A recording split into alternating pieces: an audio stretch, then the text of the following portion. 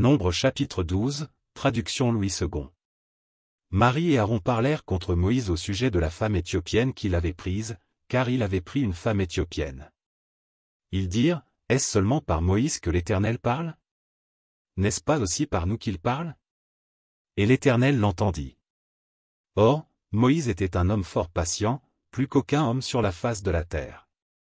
Soudain l'Éternel dit à Moïse, à Aaron et à Marie, allez, vous trois, à la tente d'assignation. Et ils y allèrent tous les trois.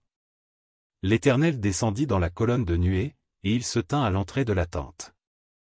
Il appela Aaron et Marie, qui s'avancèrent tous les deux. Et il dit, écoutez bien mes paroles. Lorsqu'il y aura parmi vous un prophète, c'est dans une vision que moi, l'Éternel, je me révélerai à lui, c'est dans un songe que je lui parlerai. Il n'en est pas ainsi de mon serviteur Moïse. Il est fidèle dans toute ma maison. Je lui parle bouche à bouche, je me révèle à lui sans énigme, et il voit une représentation de l'Éternel. Pourquoi donc n'avez-vous pas craint de parler contre mon serviteur, contre Moïse? La colère de l'Éternel s'enflamma contre eux. Et il s'en alla. La nuée se retira de dessus la tente. Et voici, Marie était frappée d'une lèpre, blanche comme la neige. Aaron se tourna vers Marie, et voici, elle avait la lèpre. Alors Aaron dit à Moïse, de grâce, mon Seigneur, ne nous fais pas porter la peine du péché que nous avons commis en insensé, et dont nous nous sommes rendus coupables. Oh!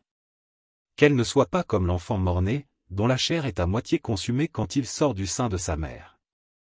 Moïse cria à l'Éternel, en disant, ô Dieu, je te prie, guéris-la.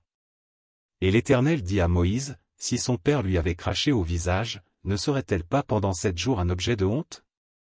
Qu'elle soit enfermée 7 jours en dehors du camp, après quoi, elle y sera reçue. Marie fut enfermée 7 jours en dehors du camp, et le peuple ne partit point, jusqu'à ce que Marie y fût rentrée.